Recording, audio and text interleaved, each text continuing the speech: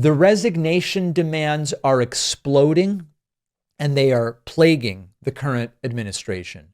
Over 1,000 current and former employees of the Department of Health and Human Services have signed a letter demanding that the secretary, Robert F. Kennedy Jr., resign, saying that he is actively endangering the health of the country. And if you've been paying attention, that checks out. What these 1,000 employees, current and former, are saying is that the leadership of RFK has created total unfettered chaos inside the CDC.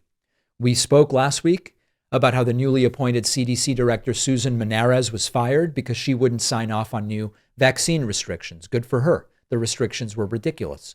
That then led to 4 top CDC officials immediately resigning, and then Kennedy filled the vacuum with anti-vaccine ideologues whose only qualifications seem to be a history of spreading conspiracy theories on YouTube. And so this is vintage Trump. Trump ran in 2016 promising, the thing I'm going to do is hire the best people. I know how to hire people. And it became one of the biggest betrayals of Trump's presidency. But now it's the betrayal of both of Trump's presidencies. And the pattern goes like this. Trump picks somebody who is unqualified but loyal. At least initially, they are loyal. They cause chaos because they're incompetent. They either get fired or resign in disgrace.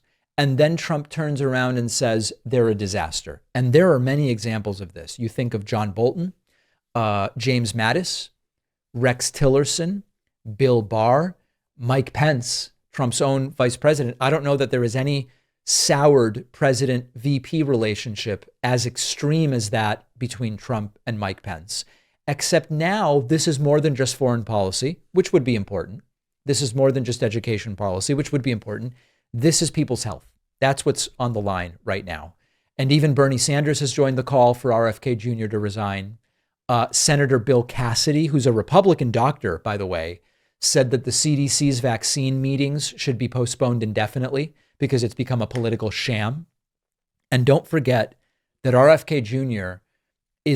has profited from vaccine skepticism through that nonprofit that he ran and in other ways. A commenter argues that they are killing people for profit at the CDC and HHS. I think you got to prove that, but RFK's past monetization of vaccine skepticism, to put it lightly, is certainly raising questions about that. So Trump promises the best people. We get not the best people. Where does this end? Is RFK Jr. going to resign? I don't think so. Is Donald Trump going to fire RFK Jr.? I don't think so. Is the Trump administration going to change course on the issue of vaccines? I highly doubt it.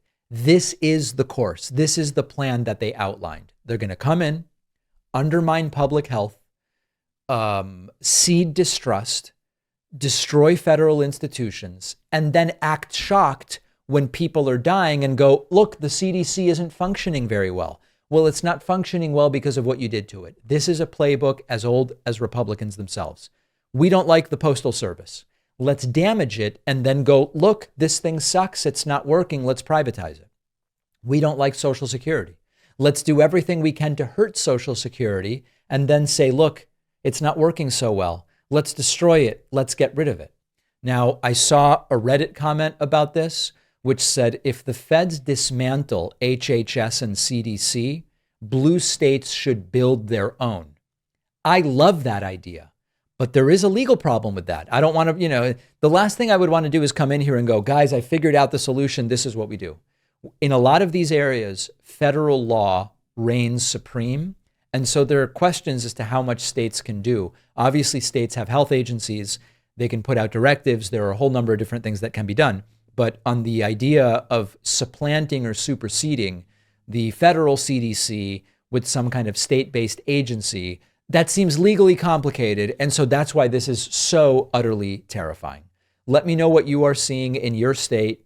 Are you experiencing issues with vaccine access? Are you seeing changes in the attitudes of health providers? I've had some conversations with our pediatrician that suggested significant concern as a result of what's happening federally? Let me know. info@davidpakman.com. Leave a comment at substack.davidpakman.com.